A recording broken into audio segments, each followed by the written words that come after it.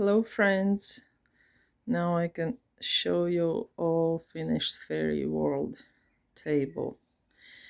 We did adjust some branches at the back there in each corner, and we kind of made a outline for the painting out of the branches as well.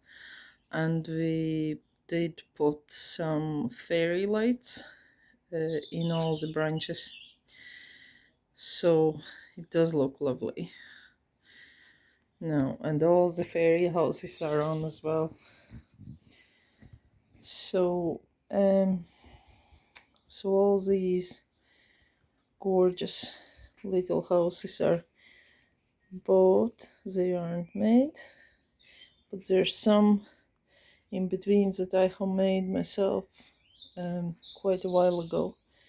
There's one, it's a little lady bird in green color, and there's one I did quite a few years ago. I made it with I kind of crocheted a little pram part, and the wheels are just little wheels from a small toy car.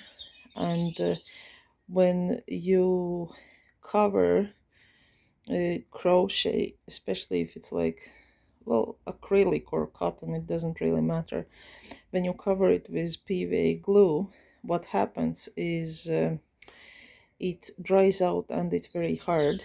It's like a bit like when we were fixing fairy wings.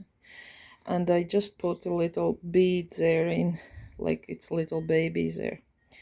So that's it's tiny. It's really small. It's kind of like a width of two fingertips, maybe like that tall. And I just adjusted it all on air drying clay, synthetic clay. So about the fairy world, this stone is real stone.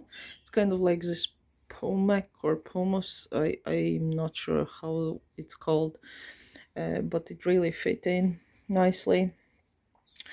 All these bits there is just cut up grass, and I will post some pictures where you can see all this was covered in foam. It was pink foam, not yellow like it would be usually.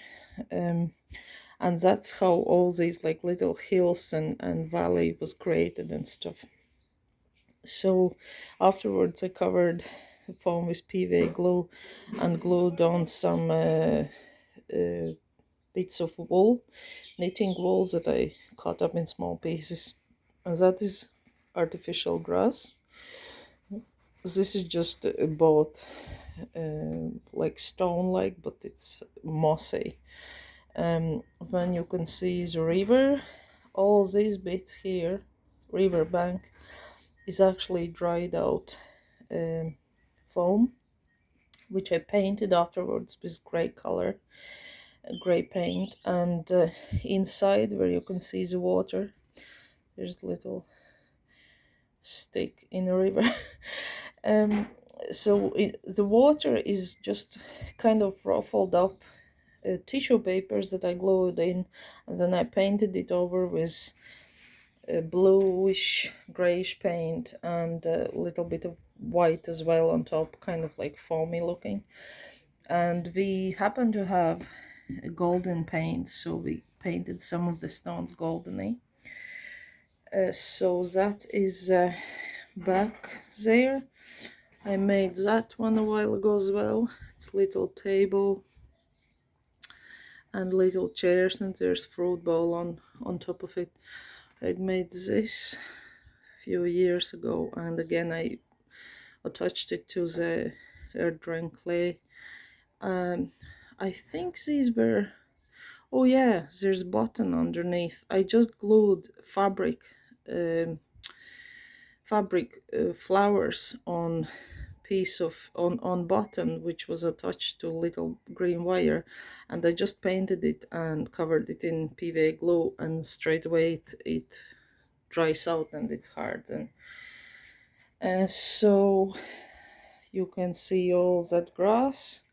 still, and all that riverbank there, just it's hollow, because it's that pink foams that you will see in pictures.